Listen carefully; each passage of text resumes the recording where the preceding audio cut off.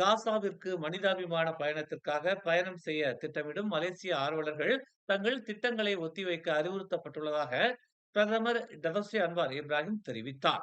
Global smooth flotilla மனிதாபிமான பணியில் பங்கேற்ற தன்னார்வலர்களுக்கு நடந்தது போல இஸ்ரேலிய ஆட்சியாளர்களால் அவர்கள் தடுத்து வைக்கப்படுவதை தடுப்பதற்காக இந்நடவடிக்கை மேற்கொள்ளப்பட்டுள்ளதாக அவர் கூறினார். தற்போதைய சூழ்நிலை மற்றும் தாக்கத்தை கருத்தில் கொண்டு இப்பணியை இடைநிறுத்துவது புத்திசாலித்தனம் என தாம் நினைப்பதாக அன்வார் தெரிவித்தார். மறு பேச்சுவார்த்தை நடத்தவும் மறு சீரமைக்கவும் முயற்சிகள் மேற்கொள்ளப்பட்டு வருவதாக அவர் கூறினார். முக்கியமான விஷயம் உயிர்களை காப்பாற்றுவது. சில நேரங்களில் நாம் வரம்புகள் இல்லாமல் ஹீரோக்கள் போல் பேசுகிறோம். எல்லோரும் ஒரு ஹீரோவாக இருக்க விரும்புகிறார்கள். ஆனால் அடக்குமுறை ஏற்கனவே 65,000 பாலஸ்தீனியர்களின் உயிர்களை கொன்றுவிட்டது என்று அவர் இன்று பர்தாய் டாலாமில் உள்ள அல் கதீஜா மசூதியில் வெள்ளிக்கிழமை தொழுகையை நிறைவேற்றிய பின்னர் செய்தியாளர்கள் மத்தியில் இதனை தெரிவித்தார்.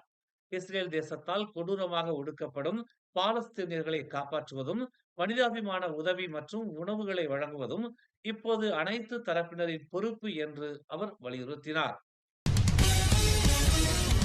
பாலஸ்தீனத்தில் போரை நிறுத்த அமெரிக்க அதிபர் டொனால்டு டிரம்ப் முன்வைத்த 20 அம்ச திட்டத்தை முன்னாள் பிரதமர் டாக்டர் மகாதிர் முகமது அது ஒரு அமைதிக்கான திட்டம் அல்ல, மாறாக ஒரு அச்சுறுத்தல் என்று விவரித்துள்ளார். ட்ரம்பை பொறுத்தவரை இஸ்ரேலிய பிரதமர் பெஞ்சமின் நெதன்யாகுவுடன் வரைவு செய்யப்பட்ட இந்த திட்டம் இஸ்ரேலால் ஏற்றுக்கொள்ளப்படலாம் என்பதால் அது அவர்களின் சொந்த தலைவர்களால் வரைவு செய்யப்பட்டது என்று மகாதிர் சுட்டிக்காட்டினார். 4 நாட்களுக்குள் இந்த திட்டத்தை ஏற்றுக்கொள்ள வேண்டும் என்று ட்ரம்ப் இறுதி எச்சரிக்கை விடுத்தார். இல்லையெனில் இன படுகொலை நிற்காது, மேலும் மோசமாகிவிடும். எனவே இது தெளிவாக ஒரு தீர்வு அல்ல, அச்சுறுத்தல் தான் என்று அவர் இன்று ஒரு அறிக்கையில் வலியுறுத்தினார். கடந்த திங்கட்கிழமை வெள்ளை மாளிகையில் பெஞ்சமின் நெதன்யாகுவுடன் ஒரு செய்தியாளர் கூட்டத்தில் காசாவில் போரை முடிவுக்கு கொண்டு வருவதற்கான 20 அம்ச திட்டத்தை ட்ரம்ப் வழங்கினார். இந்த திட்டத்தில் உடனடி போர் நிறுத்தம், இஸ்ரேலில் உள்ள பாலஸ்தீன கைதிகளுக்காக அனைத்து ஹமாஸ் பணைய கைதிகளையும் பரிமாறிக் கொள்வது, காசாவிலிருந்து இஸ்ரேலிய படைகளை படிப்படியாக திரும்ப பெறுதல், ஹமாஸை நிராயுதபாணியாக்குதல் மற்றும் ஒரு சர்வதேச அமைப்பின் தலைமையில் ஒரு இடைக்கால அரசாங்கத்தை உருவாக்குதல் ஆகியவை அடங்கும் என்பது குறிப்பிடத்தக்கது. மலேசியாவின் கல்வி அமைப்பில் டிஜிட்டல் முன்னேற்றத்தையும் கலாச்சாரம் மத மதிப்புகளையும் சமநிலைப்படுத்தும் விரிவான சீர்திருத்தங்களை மேற்கொள்ள வேண்டும் என்று பிரதமர் டதஸ்ரீ அன்வார் இப்ராஹிம் வலியுறுத்தியுள்ளார். கல்வி என்பது அடையாளத்தை உருவாக்கவும் நாட்டின் சிந்தனையை வடிவமைக்கவும் வேண்டும் என்று அவர் வர்ணித்தார். இன்று தேசிய கல்வி மன்ற கூட்டத்தில் Malaysia education blue print 2026-2035 higher education blue print 2026-2035 பொது கல்வி பாடங்கள் போன்றவை குறித்து விவாதித்ததாக பிரதமர் கூறினார். கல்வி சீர்திருத்தம் என்பது தனியாக செய்ய முடியாது என்று சுட்டிக்காட்டிய அவர் அதில் புதுமை, செயற்கை நுண்ணறிவு, சமூகம், மதம், மதிப்புகள் அனைத்தும் இணைந்து இயங்க வேண்டும் என்று விளக்கினார். அறிவியல், தொழில்நுட்பம், பொறியியல் மற்றும் கணித அமைப்பான ஸ்டெம், ஏஐ, மலாய், ஆங்கிலம் மற்றும் வரலாற்றில் தேர்ச்சி, அத்துடன் மத பள்ளிகளின் பங்கு போன்ற அழுத்தமான பிரச்சனைகளை கவுன்சில் செம்மைப்படுத்த வேண்டும் என்று அவர் தெரிவித்தார்.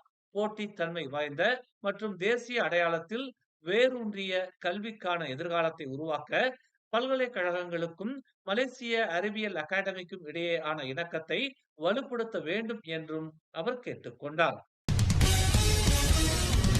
ஜொஹூர் பொந்தியானில் உள்ள தஞ்சோங் வின் எனர்ஜி மின் நிலையத்தில் நேற்று இரவு ஏற்பட்ட தீ விபத்தில் ஆலையின் ஃப்ளூ கேஸ் பிரிவு சுமார் 70 விழுக்காடு சேதமடைந்தது. பொந்தியான் பாரு தீயணைப்பு மற்றும் மீட்பு நிலையத்தின் மூத்த செயல்பாட்டு தளபதி மகாதிர் மொமாட் இரவு 8:22 மணி அளவில் அவசர அழைப்பு வந்ததை உறுதிப்படுத்தினார். பொந்தியான் மற்றும் பொக்கான் நனாஸ் உள்ளிட்ட 3 தீயணைப்பு நிலையங்களைச் சேர்ந்த 22 பணியாளர்கள் பெனட் தன்னார்வ தீயணைப்பு படையினருடன் சேர்ந்து மீட்பு நடவடிக்கையை மேற்கொண்டனர். ஒட்டுமொத்த தீயணைப்பு நடவடிக்கையில் தீயை கட்டுப்படுத்துவதற்கு 2 பிரிவுகள் ஈடுபட்டன. தீ முற்றிலுமாக அணைக்கப்பட்ட நிலையில் நடவடிக்கையின் போது எந்த உயிரிழப்பும் ஏற்படவில்லை என்று தெரிவிக்கப்பட்டுள்ளது. தீ விபத்துக்கான காரணம் மற்றும் மதிப்பிடப்பட்ட இழப்புகள் குறித்து விசாரிக்கப்பட்டு வருவதாக தெரிவிக்கப்பட்டுள்ளது. பிரிக்ஃபீல்ட்ஸில் தீபாவளியை முன்னிட்டு போடப்பட்ட வணிக கூடாரங்கள் கனமழையால் பாதிக்கப்பட்ட நிலையில் சேதமடைந்த கூடாரங்களுக்கு பதிலாக புதிய கூடாரங்களை வழங்குவதாக கூட்டரசு பிரதேச அமைச்சர் டதஸ்ரீ டாக்டர் ஜலிகா முஸ்தபா இன்று தெரிவித்தார். கனமழையால் சேதமடைந்திருக்கும் கூடாரங்களின் அளவை விடவும் அளவில் பெரிய கூடாரங்களை வழங்குவதாகவும் வர்த்தகர்களுக்கு கூடாரங்கள் வழங்குவதில் எந்த ஒரு குழப்பமும் ஏற்படாது என்றும் அவர் கூறினார். முன்னதாக 134 வணிகர்களுக்கு தீபாவளியை முன்னிட்டு பிரிக்ஃபீல்ட்ஸில் தற்காலிக வணிகம் செய்ய அனுமதி வழங்கப்பட்டதில் வணிகர்களுக்கு ஏற்பட்ட அதிருப்தியை சுமூகமாக பேசி நிவர்த்தி செய்திருப்பதாகவும் டதஸ்ரீ டாக்டர் ஜலிகா முஸ்தபா தெரிவித்தார். தற்போது பிரிக்ஃபீல்ட்ஸில் உள்ள 5 முதன்மை சாலைகளில் 134 வணிக கடைகள் தீபாவளியை முன்னிட்டு செயல்படும் என்று அவர் கூறினார். பிரிக்ஃபீல்ட்ஸ் ஜலான் பூனூஸ் 6 சாலையில் 24 கூடாரங்களும், துன் சம்பந்தன் சாலையில் 36 கூடாரங்களும், துன் சம்பந்தன் சாலை முகப்பில் 16 கூடாரங்களும், ஜலான் ரக்கியாட் சாலையில் 14 கூடாரங்களும், லிட்டில் இந்தியா முதன்மை சாலையில் 44 கூடாரங்களும் அமைக்கப்படும் என்று டதஸ்ரீ டாக்டர் ஜலிகா முஸ்தபா தெரிவித்தார். கிள்ளான் தெங்குக்கிளானா லிட்டில் இந்தியாவில் மெட்ராஸ் பேக்கரியின் புதிய கிளை திறப்பு விழா கண்டது. இதனை ஓம்ஸ் அறவாரிய தலைவரும் மலேசிய அறிவா சங்கத்தின் தோற்றுநருமான ஓம்ஸ் பா தியாகராஜன் டத்தோ டி மோகனுடன் இணைந்து அதிகாரப்பூர்வமாக திறந்து வைத்தார்.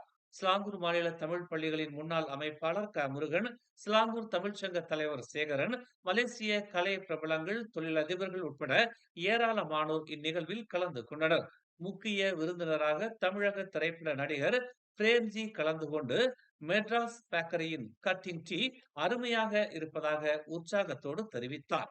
சிறப்பான உள்கட்டமைப்பில் வசீகரிக்கும் இந்த பேக்கரியில் விதவிதமான பலகாரங்கள், இனிப்பு வகைகள், மனம் நிறைந்த தேநீர் என இதமான சுவைகளில் விதவிதமான பேக்கரி ஐட்டங்கள் மனதை கவர்கின்றன. மேலும் அனைத்து வகையான ஜூஸ்களும் பிரத்யேகமாக வழங்கப்படுவது கூடுதல் சிறப்பு. கடையின் உரிமையாளர் தினேஷ் குமார், அவரது துணைவியார் மற்றும் கடை நிர்வாகி புர்கான் ஆகியோர் இன்முகத்தோடு அனைவரையும் வரவேற்று உபசரித்து மகிழ்ந்தனர். கிள்ளானில் சிறப்பான தேநீர் நேரத்தை அனுபவிக்க விரும்புகிறவர்களுக்கு மெட்ராஸ் பேக்கரி சரியான தேர்வாக இருக்கும் என்கின்றனர் வந்திருந்து அனுபவித்து மகிழ்ந்தவர்கள்.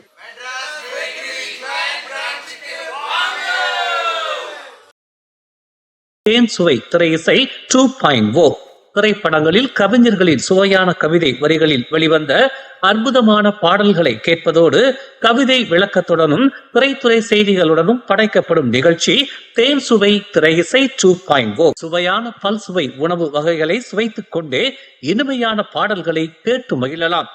கவி நயத்தையும் இசை வளத்தையும் கேட்டு இன்புற இயல் இசை நாடக மன்றத்தின் தேன் சுவை திரை இசை 2.0 நிகழ்ச்சிக்கு உங்களை அன்புடன் அழைக்கிறோம். அழைப்புதல் பெற திரையில் காணும் எண்களில் தொடர்பு கொள்ளலாம்.